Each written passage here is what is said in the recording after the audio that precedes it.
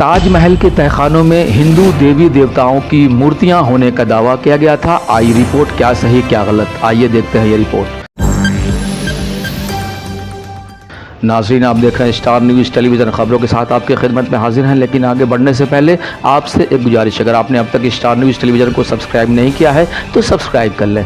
हिंदू तंजीमों ने ताजमहल को तेजू आलिया करार देते हुए उसके 20 बंद कमरों में हिंदू देवी देवताओं की मूर्तियां मौजूद होने का दावा किया था।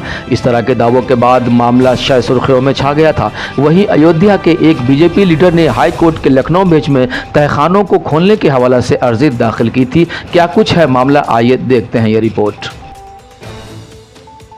हिंदुस्तान के महकमा आसार कदीमा ने ताजमहल के तहखानों में हिंदू देवी देवताओं की मूर्ति न होने की तरदीद की है।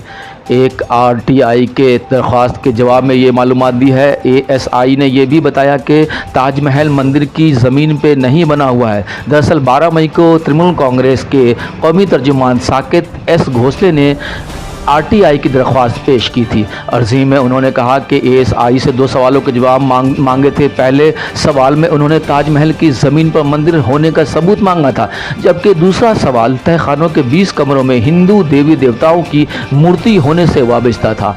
एएसआई ने एक सत्र में इसका जवाब दिया। एएसआई के राब्ता आमा के अफसर महेश चंद्र मीना ने पहले जवाब में सिर्फ नो लिखा और दूसरे सवाल के जवाब में लिखा तहखानों में हिंदू देवी देवताओं की मूर्तियां नहीं हैं।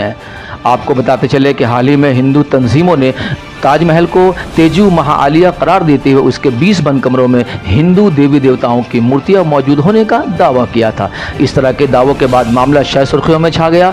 वहीं अयोध्या के एक बीजेपी लीडर ने हाई कोर्ट की लखनऊ बेंच में तहखानों को खोलने के हवाले से अर्जी दाखिल की थी, जिसे अदालत आलिया ने खारिज कर दिया।